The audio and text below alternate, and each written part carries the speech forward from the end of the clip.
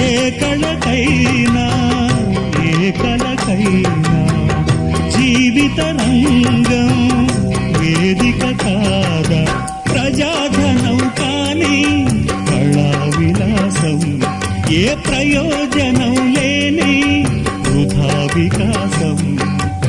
ఊసే కోయిల పోతే కాలం ఆగిల్దా ఏనే పాడే మరో పదం రాదా మురళికి గల స్వరముల కళ పెదవిని విడి పలకదు కదా సరళి రాగనే వసంతం